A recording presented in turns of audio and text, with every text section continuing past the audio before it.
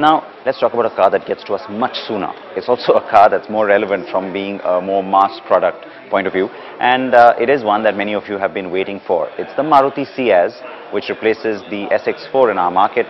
Bala spent some time with the car. Here are all the details.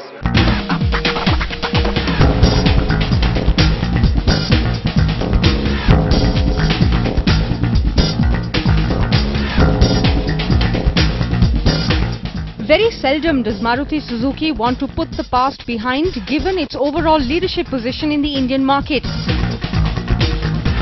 But the compact sedan segment has proved to be a tough nut to crack for Maruti. The initial response to the SX4 was great, and then it flagged off when the Dzire arrived. And so the new Ciaz is better equipped and built on an all-new platform. Unlike the SX4, whose styling looked quite dated compared to the City or the Verna, the design on the Ciaz is attractive yet safe. The front has a fairly large hood and a 4-slat chrome grille with the Suzuki S badge in the center. The large projector headlamps do grab your attention. The 16-inch alloys, which come only on the top-end Z Plus variant, add to the appeal.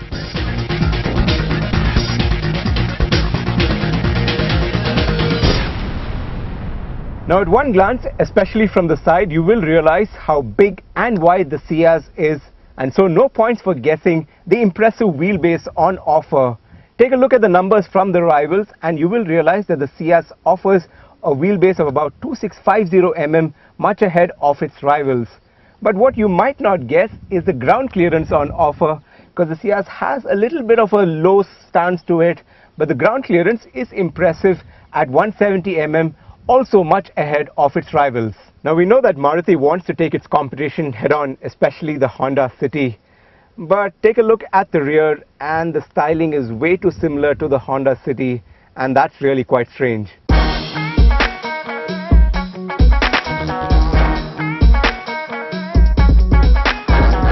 The Ciaz has a roomy cabin. It isn't plush by any means, but the beige black interiors with a wooden garnish and chrome surrounds on the dash do offer some premium appeal.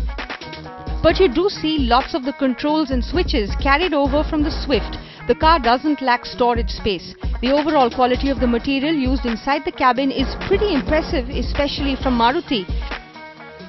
The central console on the top-end Z Plus variants comes with a large touchscreen Smart Play infotainment system. This unit from Bosch is equipped with voice recognition, navigation, integrated rear-view camera and Bluetooth, but sadly we did face some niggling issues with the screen turning on and off in our test cars. Maruti will want to get that fixed before the sedan hits the markets, but you won't be caught complaining about the space, both in the front and the rear.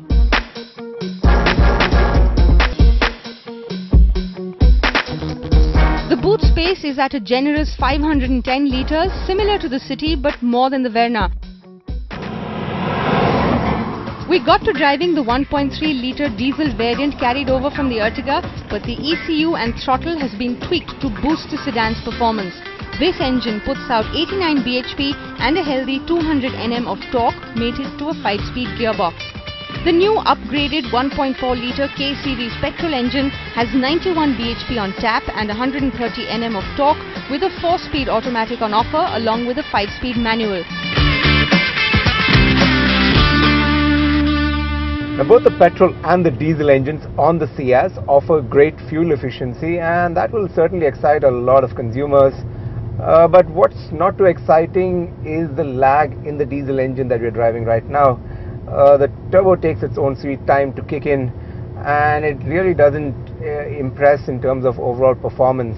Also, the noise levels of the diesel engine is very intrusive inside this cabin, and it's almost like there's this constant buzz inside my head.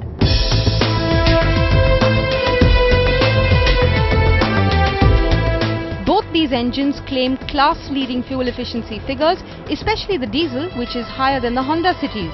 The Ciaz glides over bumpy roads on the soft suspension setup, making it quite comfortable behind the wheel, especially on low speeds in the city. But the ride does get a bit too bouncy on uneven terrain at high speeds. On the smooth highway, the Ciaz scores well on handling and braking, but the steering lacks the confidence to let you push it too hard around corners. Expect the Ciaz in mid-October, bang in the middle of the festive season, and expect Maruti to price the sedan quite aggressively between 7 and 11 lakh rupees. The overall package feels good with attractive styling, generous space inside and new features on board. And well, it's a Maruti too.